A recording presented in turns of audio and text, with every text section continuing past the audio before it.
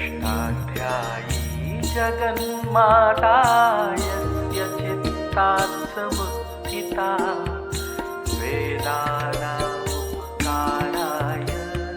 तस्मै पाणिनये नमः।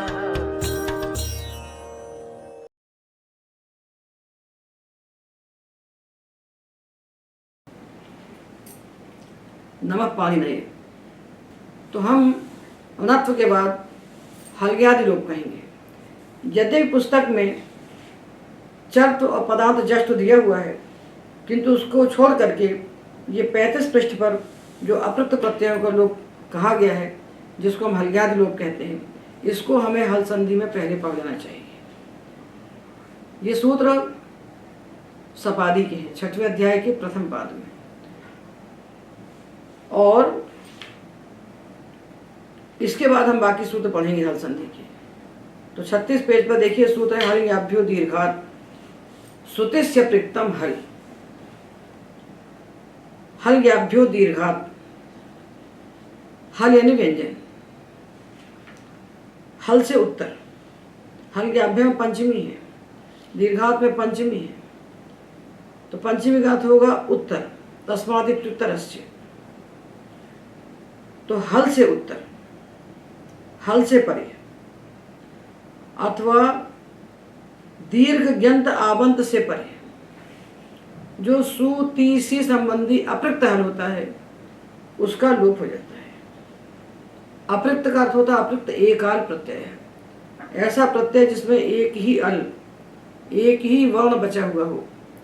जैसे लंग लकार का ता प्रत्यय है, ती प्रत्यय है। इतश्च से हमने ई का लोप किया तो बच गया ता। सिप प्रत्यय है, उसमें हमने इतश्च से इकार का लोप किया तो बचा सा।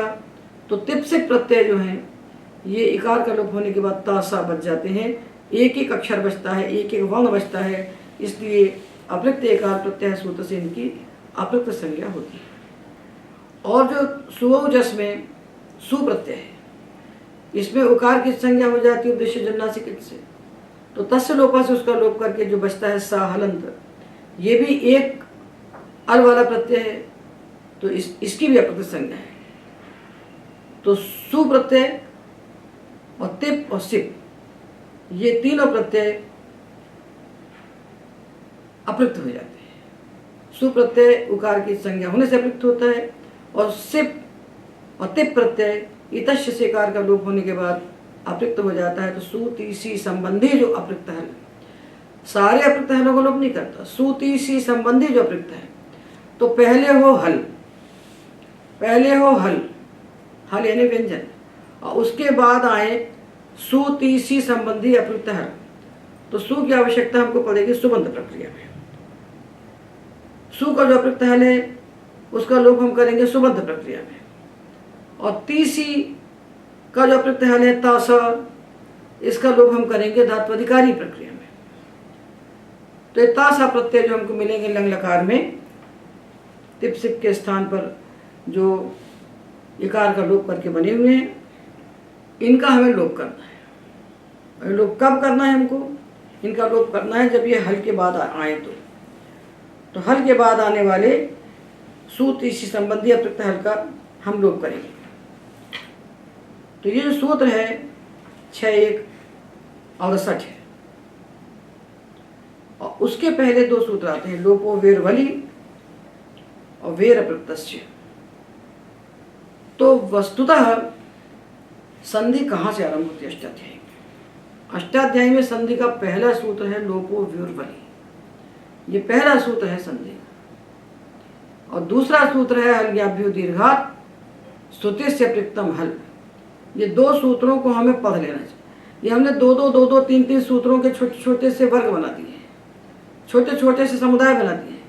ये छोटे छोटे पढ़ के जब आप चलेंगे तो आपको भ्रांति नहीं होगी, ढेर सारा सूत्र का समुदाय इकट्ठा नहीं खड़ा होगा।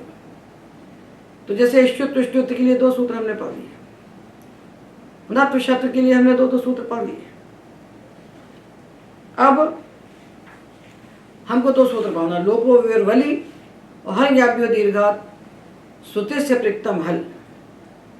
यहाँ लोपो वेरवली पूर्व है और हल्ग्याभ्यो दीर्घात् पर है, और सपा सप्ताध्यायी में हमको पहले पर सूत्र लगाना चाहिए।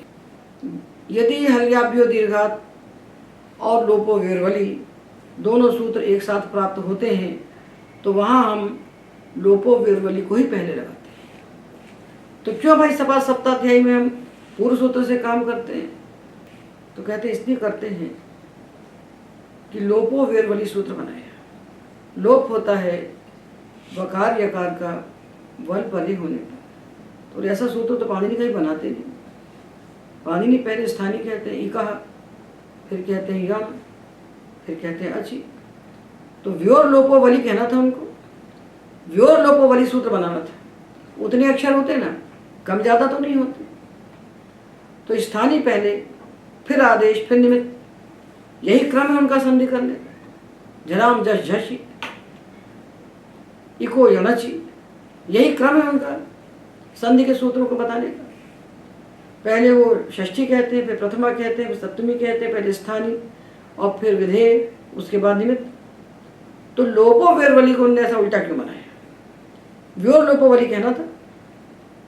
तो लोप को जो पहले कहा उसके सामर्थ्य से लोपो वेरवली पहले होता है।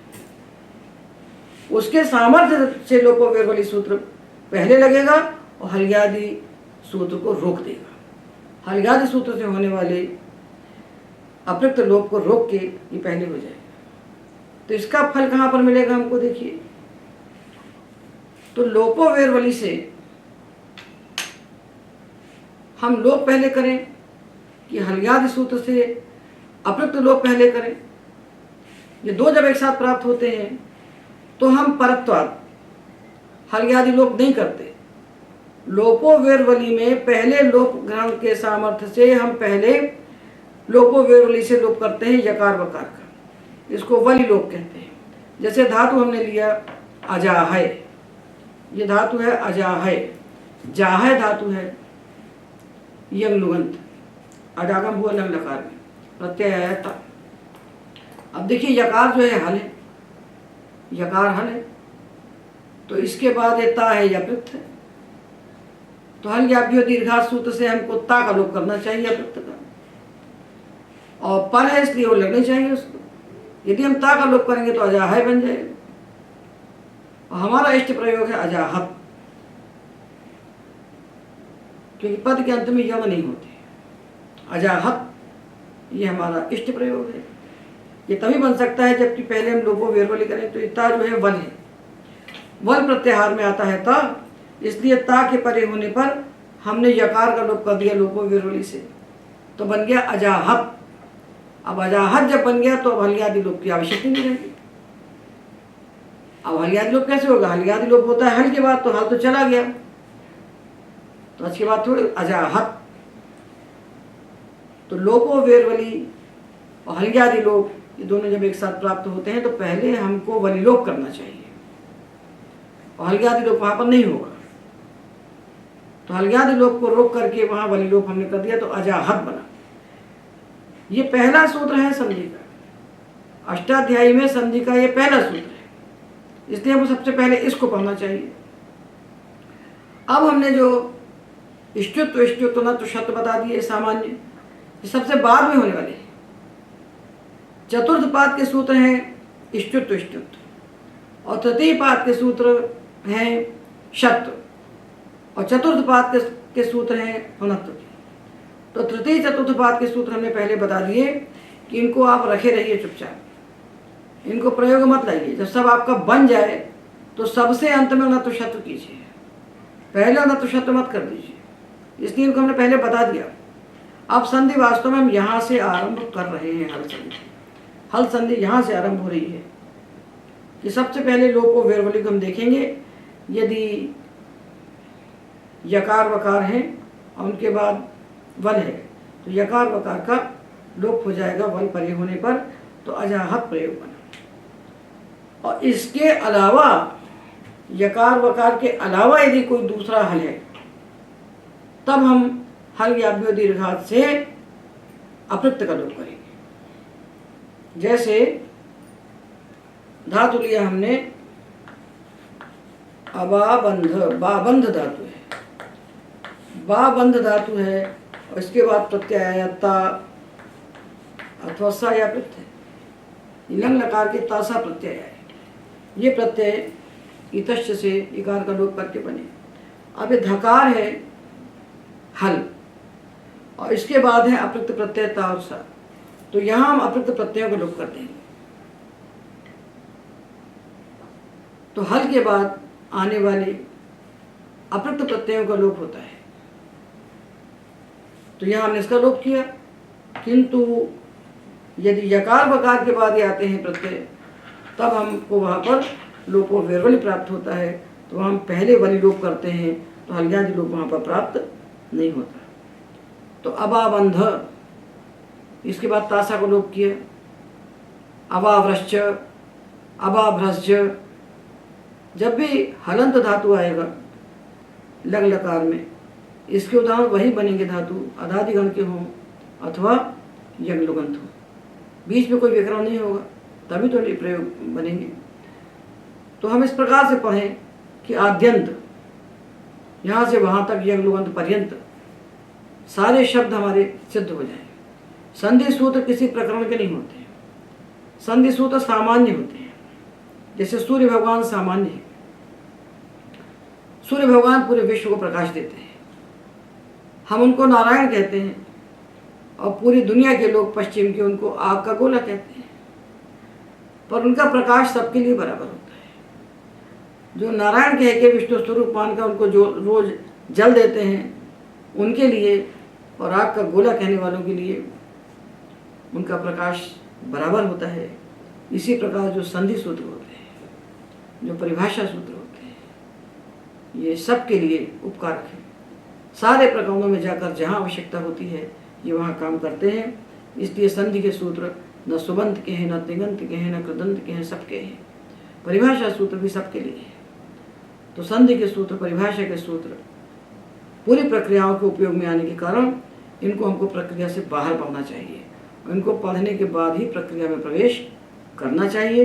बाकी हमारे जो प्रक्रिया ग्रंथों के संधि सूत्र हैं उनको प्रक्रिया के लिए नहीं बने हैं, वहाँ उन्होंने वाक्य की संधियाँ रख दी हैं, छुटपुट संधियाँ रख दी हैं, किंतु जिससे हम प्रक्रिया का साधन कर सकें ऐसे सूत्र उन्होंने वहाँ पर नहीं रखे हैं। उनको उन्होंने कुछ सुबंत में डाल दिया, कुछ तिङंत में डाल दिया, तो बिखर गए। इसलिए सिद्धांत कौमुदी की पूरी संधियाँ पढ़ने के बाद भी वो प्रक्रिया में जाके एक शब्द भी कोई नहीं बना सकता है।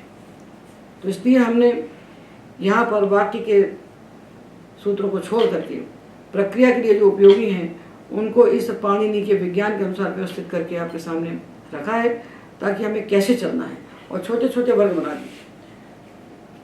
यहाँ पर लोप विरवली और हल्यादि लोप, दो सूत्रों का एक वर्ग बना दिया। सबसे पहले इसका विचार कीजिए कि हम हल संधि पढ़ रहे हैं, तो हल संधि हल के बाद हल मिलेगा तभी तो करेंगे हल संधि। तो हल के बाद यदि हमें अपृक्त प्रत्यय मिलते हैं तो हमको ये दोनों सूत्र प्राप्त हो जाते हैं, और जब दोनों प्राप्त हो जाते हैं तो यदि वली लोप प्राप्त है तो हम वली लोप करेंगे, हल्यादि लोप नहीं करेंगे, बाकी में हम हल्यादि लोप करेंगे। ये एक वर्ग हुआ। ये दो ही सूत्र हैं, इनको हमने यहाँ छोड़ दिया, और अब हम जाएंगे त्रिपादी में, क्योंकि हल संधि के बाकी सारे सूत्र त्रिपादी में हैं। तो 8, 2, 23 सूत्र है संयोगान्तस्य लोपः। अब वहाँ से हम आरंभ करें, तो इसी क्रम से पढ़िए। इस क्रम से चलेंगे तो आप एक एक कदम उतरते हुए पूरे गंतव्य पहुँच जाएंगे। ये अबाबंध हमने लिया, यहाँ तो बन गया, या का लोप किया तो रूप ही तैयार हो गया, ये रूप बन गया, सिद्ध हो गया। पर अबाबंध के बाद हमने तावसा प्रत्यय लगाए लंग लकार के, तो हमने हल्याभ्यो दीर्घात श्रुति से पृक्तम हल से हमने तासा का लोप कर दिया। अब ये जो अबाबंध बन गया, तो यहाँ प्रत्यय लोपे प्रत्यय लक्षण से तिङंत पद हो गया, तो अबाबंध कहलाया तिङंत पद। संयोगांत से लोपा में पदस्य का अधिकार है। संयोगांत से लोपा सूत्र है 8, 2, 23, और पदस्य सूत्र है 8, 1, 16। वहां से पदस्य का अधिकार चलता है। यह अपदांत से मूर्धन्य के पहले तक जाता है, जाया हुआ तक। इसके बीच के सूत्र जो है पद के लिए कार्य करते हैं। तो संयोगांत जो पद उसका लोप करता है सूत्र, और अलोन्त्यस्य से ये अंतिम अल का करेगा। तो अबाबंध जो है इसमें संयोगांत से लोपा से अंतिम अल का ये लोप हो गया था। ये सूत्र केवल पद में लगेगा, अपद में नहीं लगेगा, क्योंकि संयोगांत से लोपा में पदस्य का अधिकार आया, तो संयोगांत से पदस्य, तो संयोगांत से पदस्य का विशेषण बन गया। तो संयोगांत पद का लोप होता है, और अलोन्त्यस्य से वो अंतिम अल के स्थान पर हो गया, तो धा का लोप हो गया, तो बच गया, बन गया अबावन। ये बन गया अबावन, ये प्रयोग तैयार हो गया अबावन। अब समस्या क्या आती है प्रक्रिया ग्रंथों में? अबावन बनाया तो ता ताम अन बनाएंगे, ता तामन सातम ता अम वामा ये बनाएंगे। तो यहाँ तो अन नहीं लगेगा, यहाँ जुस लगेगा।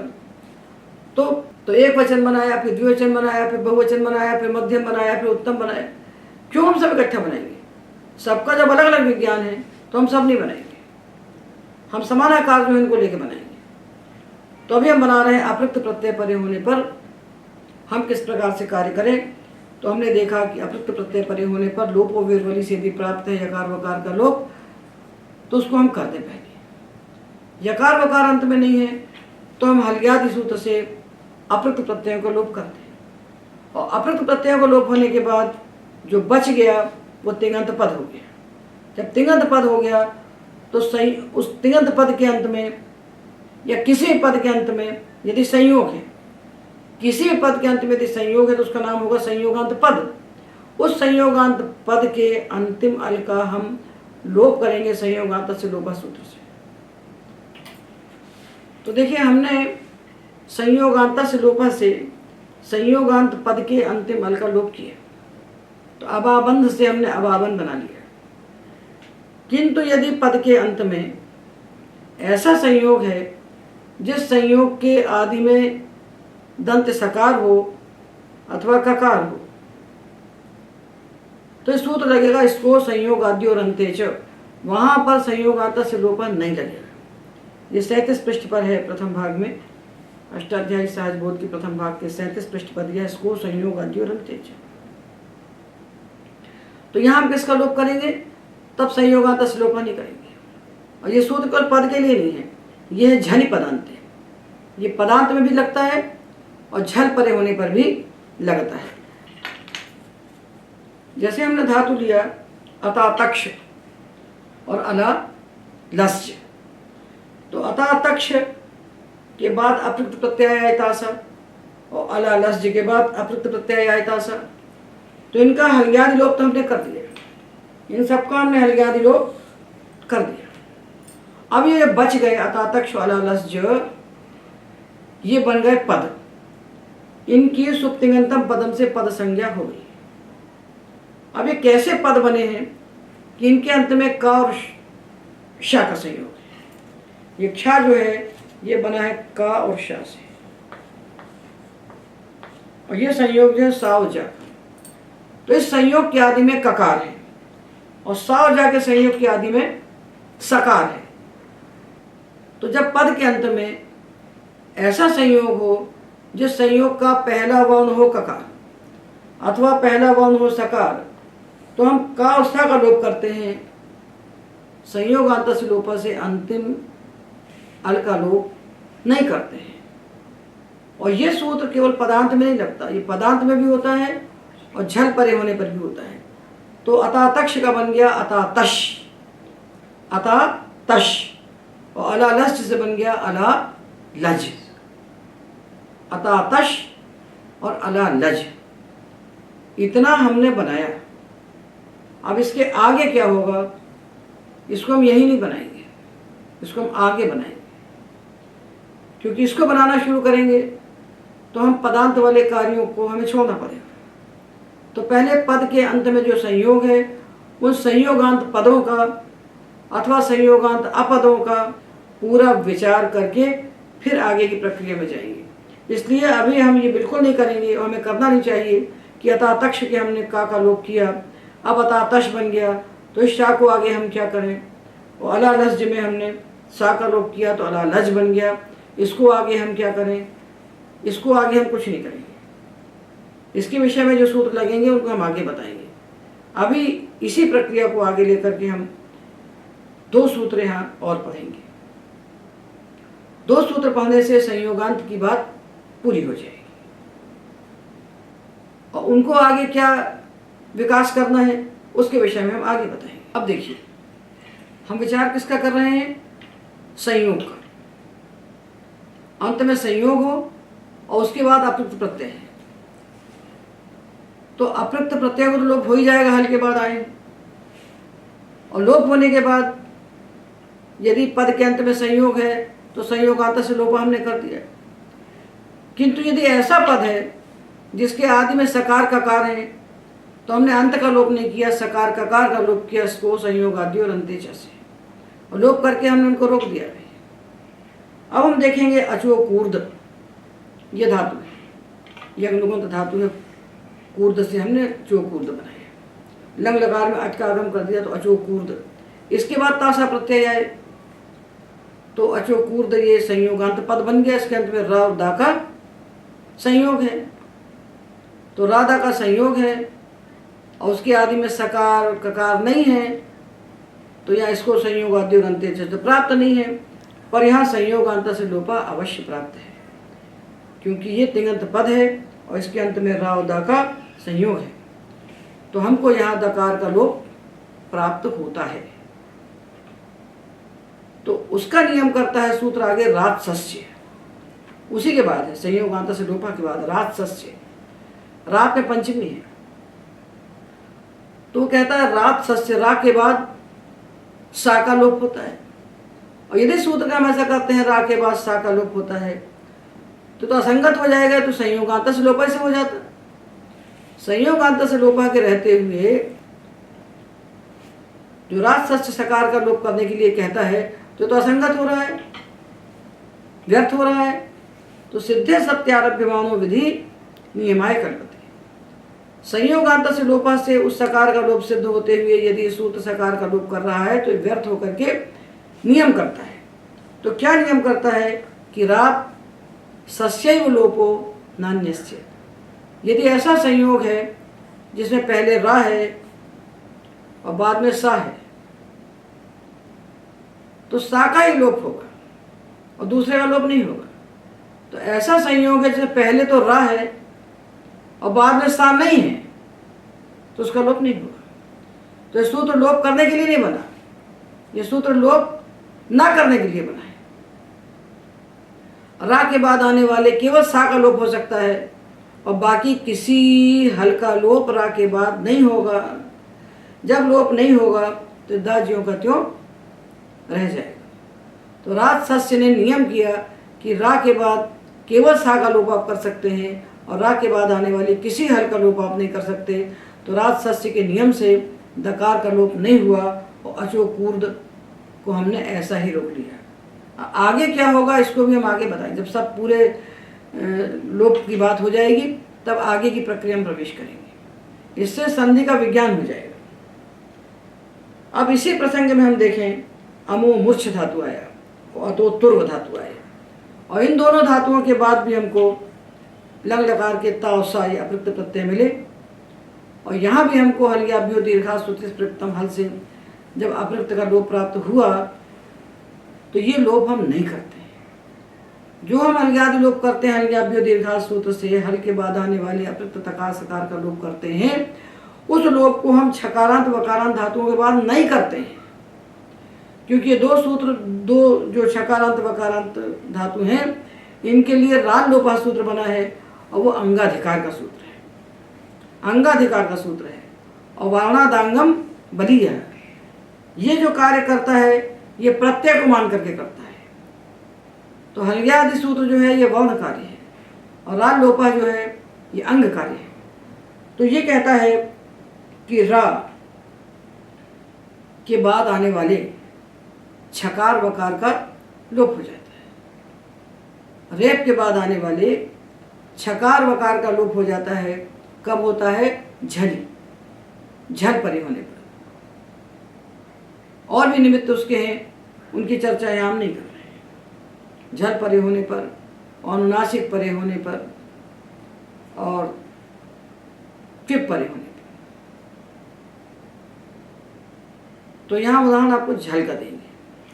तो ये रेप है रा, उसके बाद छा और वा है, और बाद में जो ता और सा आते हैं ये झल है, झलादि प्रत्यय है। झल परे होने का मतलब झलादि प्रत्यय परे होने, चूंकि अंगाधिकार का सूत्र है तो झल परे होने पर नहीं कहेगा। इसके अंगाधिकार में आने वाले झल का अर्थ हम करेंगे झलादि प्रत्यय, क्योंकि अंग संज्ञा तभी होगी जब प्रत्यय परे होगा। तो अंगाधिकार में आने वाले सारे सूत्र जो है वहाँ प्रत्यय न कहने के बाद भी प्रत्यय वहाँ पर अध्यारित होता है, प्रत्यय रहता ही है वहाँ। तो ये जब छकारांत वकारांत ऐसे धातु आए जिनके छकार वकार के पहले रा है और बाद में झलादि प्रत्यय है, यहाँ हम हल्यादि लोप नहीं कर सकते, क्योंकि हल्यादि लोप गौण कार्य है और ये अंग कार्य है। तो रा लोपा सूत्र जो आता है ये होगा 6×4=21 होगा। इसमें छो शुद्ध से छो की निवृत्ति आती है, छो की निवृत्ति आती है। तो ये सूत्र छकार वकार का लोप करता है झलादि प्रत्यय परे होने पर। तो झलादि प्रत्यय परे होने पर जब ये लोप कर रहा है छकार वकार का, तो हल्यादि लोप तो नहीं कर सकता, कि हल्यादि लोप तो गौण कार्य है और ये अंग कार्य है। तो यहाँ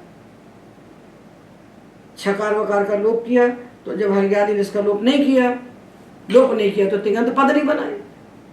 जब अप्रक्त तासा प्रत्यय का लोप नहीं हुआ तो ये अभी तिङन्त पद बना नहीं, और तिङन्त पद बनने के पहले ने छकार वकार का लोप कर दिया, तो बन गए अमुमुर और अतोतुर।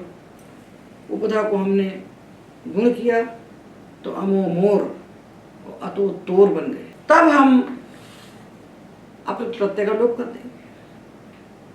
आगे हम रा को विसर्ग करेंगे तो ये अमोमोह अतोतोह बन जाएंगे। तो हमने 4 सूत्रों का एक वर्ग बनाया। संयोगांतस्य लोपः, रात्सस्य, रा लोपः और इसको संयोगाद्योरन्ते च। इसमें रा लोपः अंग कार्य है और बाकी तीनों संधि कार्य है। उसके पहले हमने 2 सूत्रों का वर्ग बनाया था, लोपो विर्वलि और हल याभ्यो दीर्घात स्तुतिस्य प्रिक्तम हल।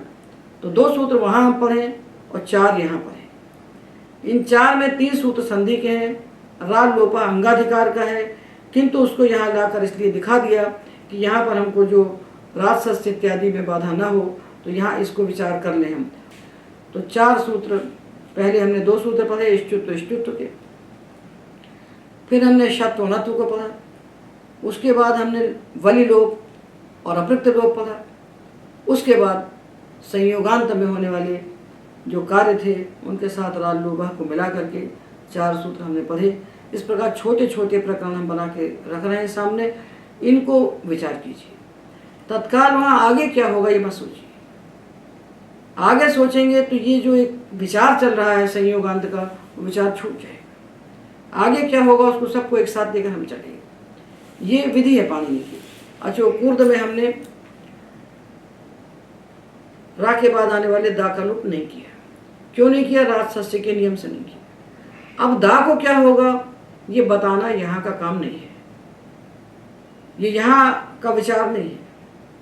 ये विचार है पद संज्ञा होने के बाद पदांत को क्या करना है, वो आगे आएगा, वहाँ बताएंगे, उसी प्रकरण में आएगा। और अतातक्ष में ककार का लोप किया, अतातश बन गया।